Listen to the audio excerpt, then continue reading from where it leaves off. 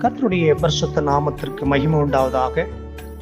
யோபு 12ஆம் அதிகாரம் 4வது வசனம்.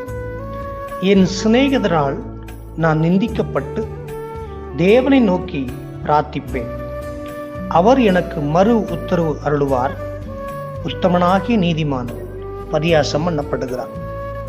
ஆம் தேவ பிள்ளைகளே, இந்த நாட்களிலே சிநேகிதரால், உறவுகளால், நேசித்தவர்களால் நிந்திக்கப்பட்டிருக்கிறீர்களோ, அவமதிக்கப்பட்டிருக்கிறீர்களோ, அவமானப்பட்டு கூனி குறுகி போயிருக்கிறீர்களோ, மனமுடைந்து போயிருக்கிறீர்களோ, வேதனையின் நிலையின் உச்சகட்டத்தில் இருக்கிறீர்களோ, என் சிநேகிதர்கள் எல்லாரும் என்னை பகைத்து விட்டார்கள், என் சிநேகிதர்களால் நான் வெறுக்கப்பட்டிருக்கிறேன், என் சிநேகிதர்களால் நான் அவமானப்பட்டிருக்கிறேன், அவமதிக்கப்பட்டிருக்கிறேன், சோர்ந்து போயிருக்கிறேன், கண்ணீர் வடித்துக் கொண்டிருக்கிறேன், இந்த அவமானத்திற்கும் கண்ணீருக்கும் என் சிநேகிதர்கள் என்று சொல்லி நேசித்தவர்கள் உங்களை கலங்கடித்திருக்கிறார்களோ, வேதம் சொல்லுகிறது, உத்தமனாகிய நீதிமான் பரியாசம் பண்ணப்படுகிறார்.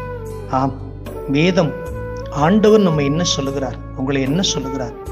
உத்தமனாகிய நீதிமான் பரியாசம் பண்ணப்படுகிறார். நீங்கள் உத்தமன் என்று சொல்லி பரிசுத்த வேதம் சொல்லுகிறது.